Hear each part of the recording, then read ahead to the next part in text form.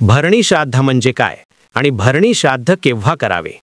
पितृपक्षातील भरणी नक्षत्रावर जे श्राद्ध केले जाते त्याला भरणी श्राद्ध असे म्हणतात. भरणी श्राद्ध हे काम्य श्राद्ध असून त्याद्वारे मातृगया, पितृगया, पुष्कर तीर्थ, ब्रह्मकपाल इत्यादी तीर्थावर श्राद्ध केल्याचे फळ मिळते. ज्यांना आपल्या पितरांना उद्देशून गया तीर्थावर श्राद्धे करण्याची तीव्र इच्छा असते पण आर्थिक ऐपत वा सवड नसते त्यांनी हे श्राद्ध करावे.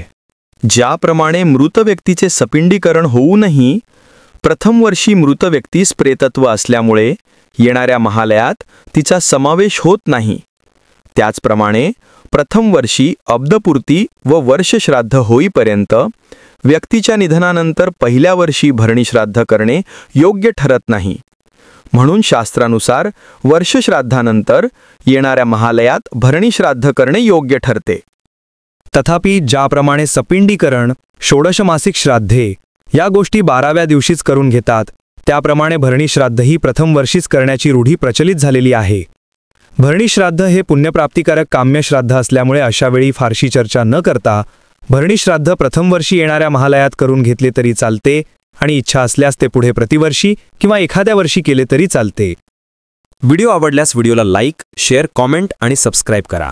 शेजारील बेल आयकॉनचे बटन प्रेस करा म्हणजे तुम्हाला माझ्या येणाऱ्या नवीन व्हिडिओचे सर्व नोटिफिकेशन मिळेल. व्हिडिओ बघितल्याबद्दल धन्यवाद.